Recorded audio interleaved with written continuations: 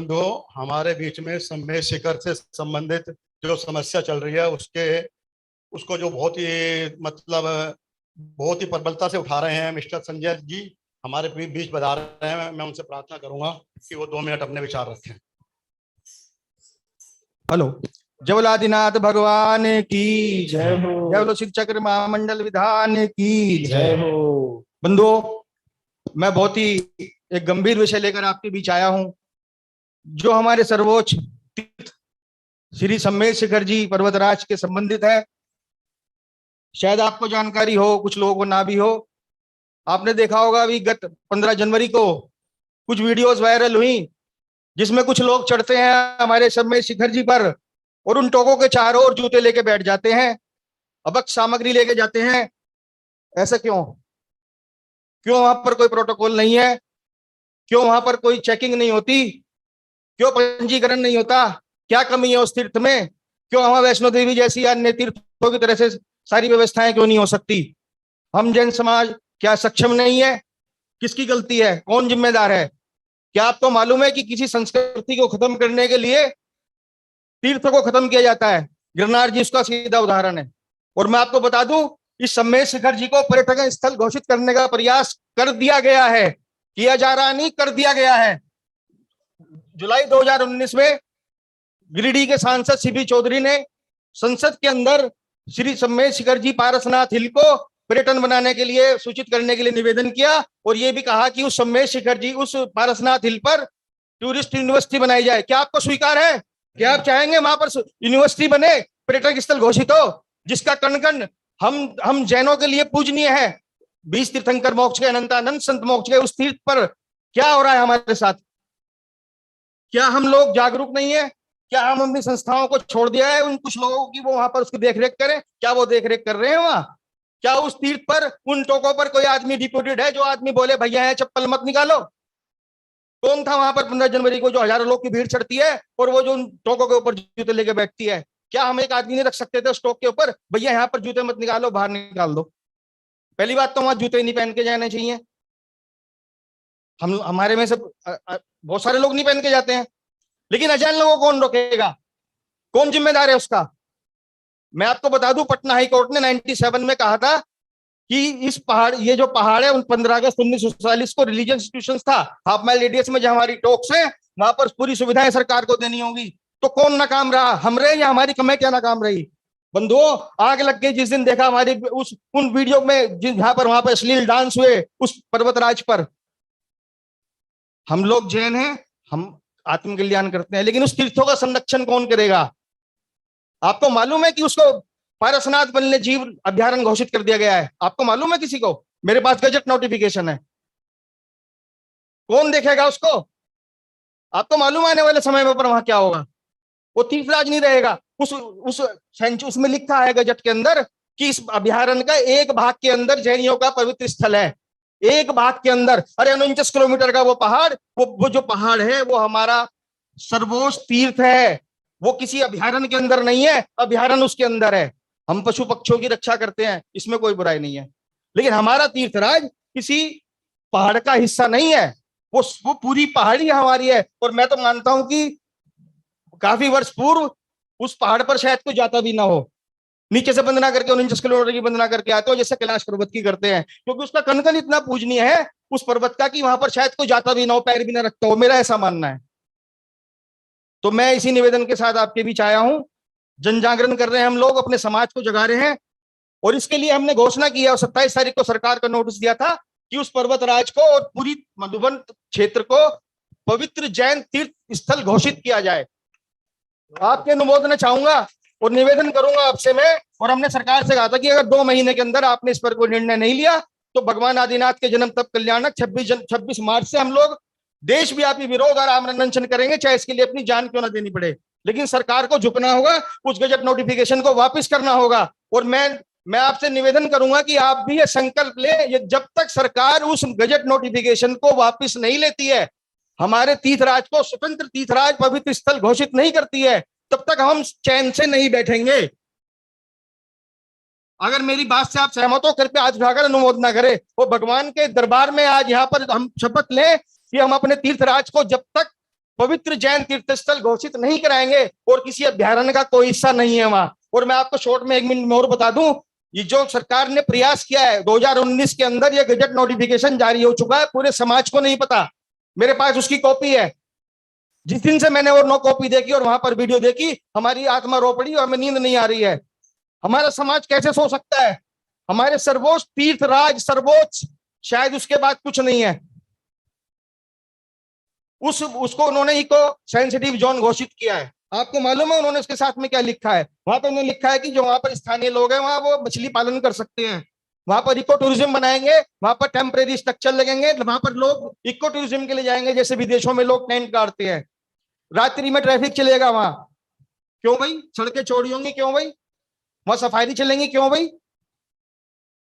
तो ये स्वीकार नहीं है। मैं इसी निवेदन के साथ यहाँ पर आया हूं और हमारे भाई विकास जी, अभय जी और नीरज जी, राजेश जी ने हमें बल दिया इस विषय में। और मैं आपको ये भी बता दूं कि इसी मंदिर जी के प्रांगण के ऑफिस में सबसे पहले हमने एक मीटिंग की थी इस विषय में। हम भी जागरूक नहीं थे, लेकिन हमारे विकास जी ने हमें प्रेरणा की। निश्चित रूप से मैं उनका बहुत साधुवाद देता हूं कि हमें उन्होंने इस विषय से जोड़ा। और मैं आपको ये भी बता दूं कि जब हम इस विषय को लेके चले, 15 तारीख की वीडियो को लेके चले, तो हमें नहीं पता था वहां पर इतना कुछ हो चुका है। लेकिन अब जब तह में गए तो हमें पता चला वो तो गजट नोटिफिकेशन जारी कर चुके हैं। आप बताइए, आप क्या आपका पर्वत, क्या आपका तीर्थराज, क्या आपकी वे टोंके किसी अभ्यारण्य का हिस्सा है या अभ्यारण्य उसका हिस्सा है? अरे वहां पशु पक्षियों की, जी जी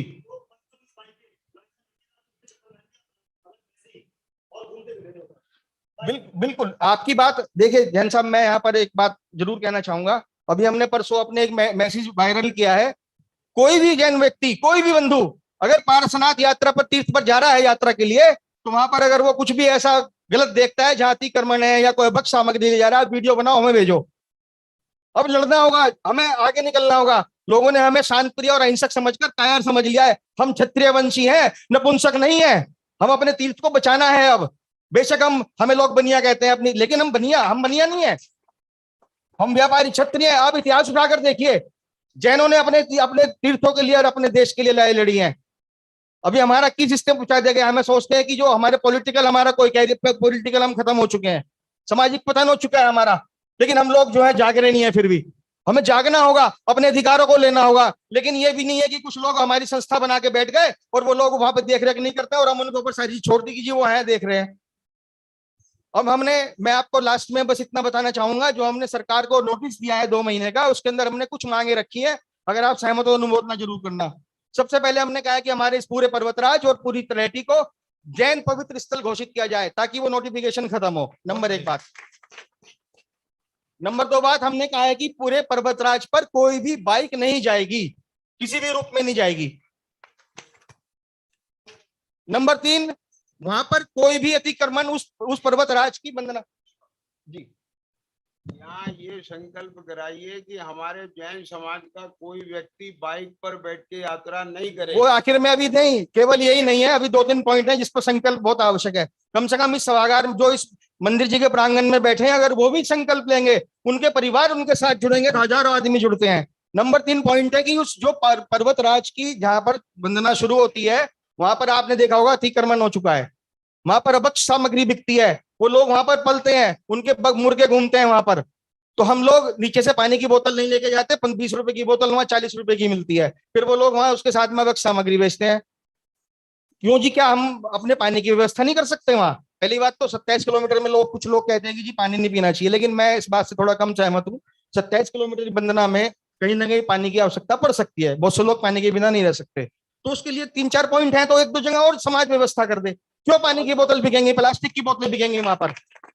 उन पानी की बोतलों से फिर क्या होता है कि पहले आप 20 रुपए की 40 रुपए की बोतल खरीदते हैं, फिर आप उसको पीकर वहां फेंक देते हैं। उसका पर्यावरण का नुकसान किसको हो रहा है? हमारे पर्वतराज को हो रहा है। पर्वतराज की जमीन में वो पानी की बोतलें गिरेंगी और उसके ऊपर कोई पौधा नहीं उगेगा आने वाले समय में। इसके बाद हमारा विषय आता है, वहां पर लेडीज टॉयलेट की कोई व्यवस्था नहीं है क्या? मूलभूत सुविधा है, ये मैं नहीं कह रहा हूं टॉयलेट नहीं होना चाहिए उस पर्वतराज पर, लेकिन हमारी जो महिलाएं हैं उनको कितनी समस्या होती है, कुछ पॉइंट्स निश्चित हो ताकि वो इधर उधर ना जाए। और इसी तरह से हमारे जो डोली वाले चढ़ते हैं वो कहीं भी बैठ के पेशाब करना शुरू करते हैं कहीं भी। ये क्या तरीका हुआ? क्यों वहां पर शेड्स नहीं है, क्यों व्यवस्थाएं नहीं है?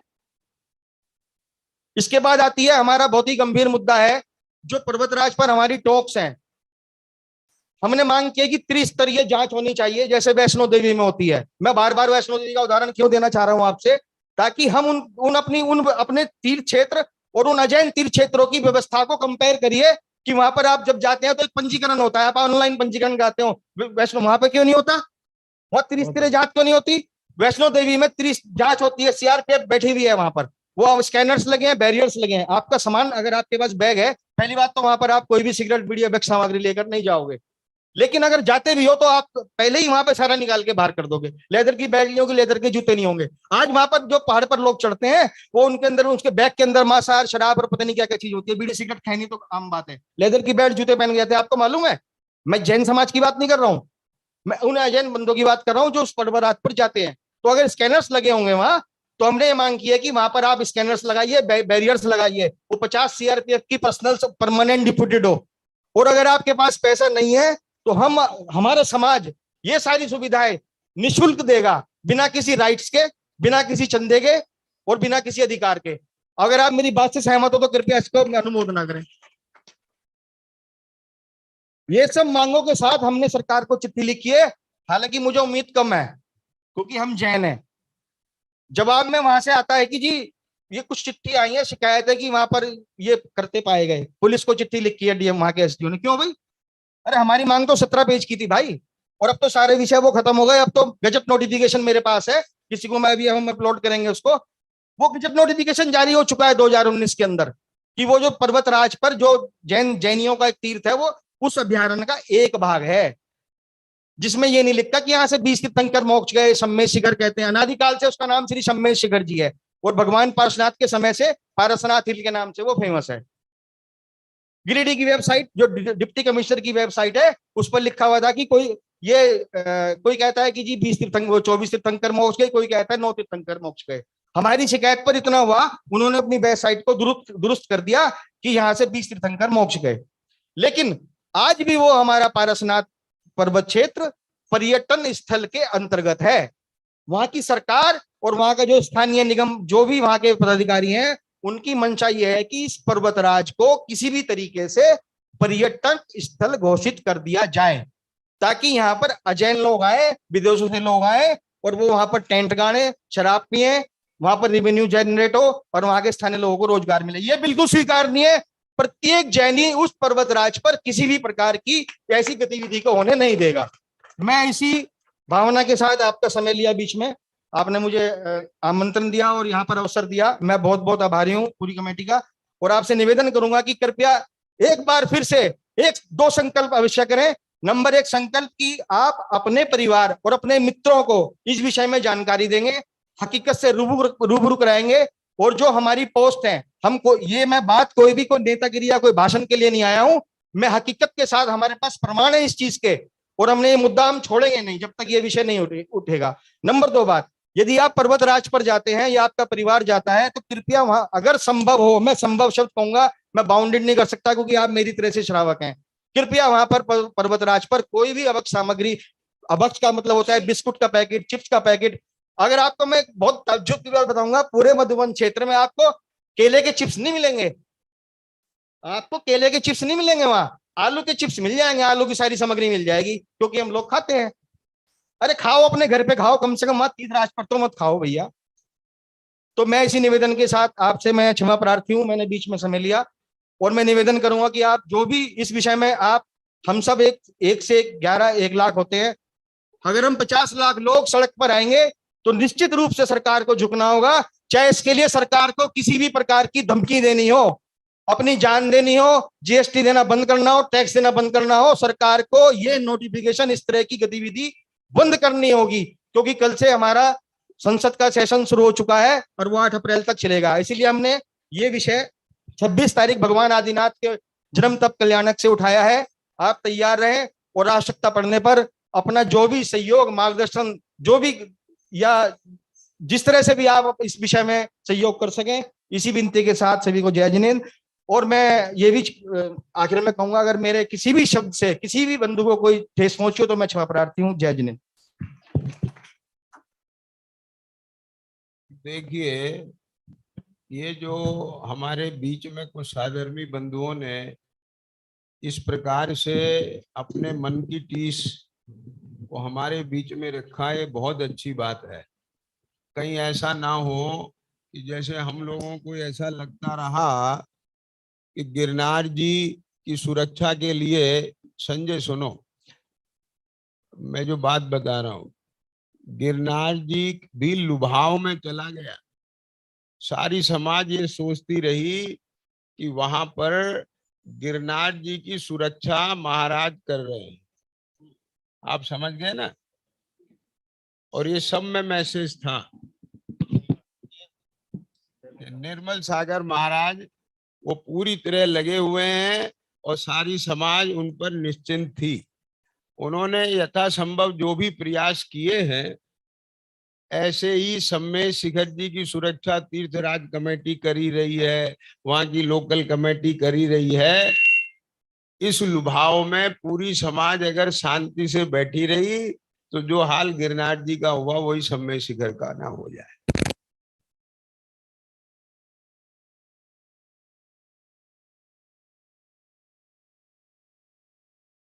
उनके खाली उनसे ताकत से नहीं सरकार मानेगी। अब तो संथारा की तरह से पूरी समाज को सड़क पे आना पड़ेगा।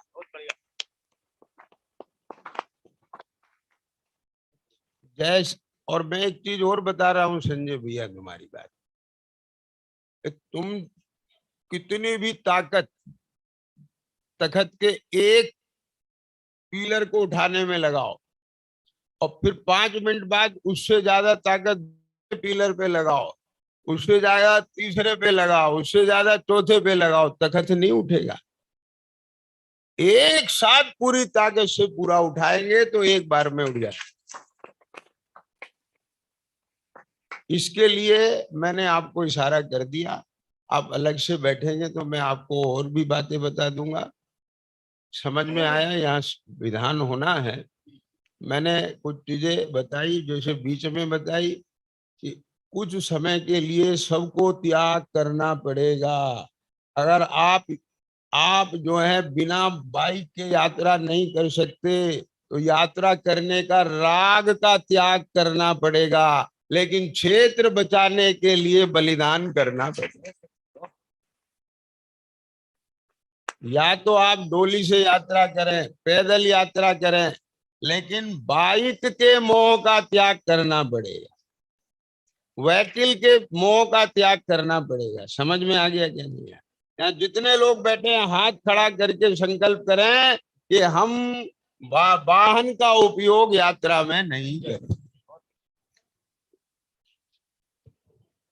क्यों? बहुत लोगों को, अपन लोगों को ही प्रसन्नता होती है ना कि बाइक से 5 मिनट में पहुंच जाते हैं। 5 मिनट, उसका परिणाम हुआ है ये सब बाइकें चलने लगी हैं। अरे एक्सीडेंट नहीं, पता नहीं क्या क्या होता है। समझ लीजिए बात। अब बात लंबी खींचने से मतलब नहीं है, मैं मुद्दे की बात जो है वो आगे, ठीक है क्या नहीं? और कुछ ये इस प्रकार से जागरण फैलाओ पूरी समाज में कि पर्वत से पैकेट चिप्स बिस्कुट खरीदने बंद। ख्याल में आ गया क्या नहीं है? ये वहां की जो पल रहे हैं और जो ये फैल रहा है उसका पूरा रेवेन्यू कंट्रीब्यूशन अपनी जैन समाज दे रही है। यदि वहां से खरीदारी बंद हो जाएगी तो अपने आप सब दुकानें उठ जाएंगी। ठीक हो गया क्या नहीं बात? इसके लिए कौन कौन सहमत है? हाथ खड़ा करो। सभी हाथ खड़ा करे भाई, सभी सब करो। ठीक है। अब ये बात बहुत अच्छी है, पानी की व्यवस्था अपनी समाज की तरफ से हो। अब पहले वो भात चलता था, अब वो बंद क्यों? वहां की जरूरत ही नहीं रही, सबको अपना फास्ट फूड मिलने लग गया। तो बिल्कुल बंद करें। अपना सुसात्विक पानी और जो भी थोड़ा है वो कमेटी की तरफ से होए। ये ठोस काम कदम उठवाए। बाकी मैं चर्चा आपसे करूंगा, है ना? ये बहुत अच्छा है। मेरा पूरा इनके लिए अनुमोदना है, आशीर्वाद है कि ये अपने इस कार्य में लगे रहें। प्रभु इन्हें बहुत ताकत दे, शक्ति दे और ये अपने को अकेला नहीं समझे। हम सब तन मन धन से इनके साथ हैं और ये हमारे साथ।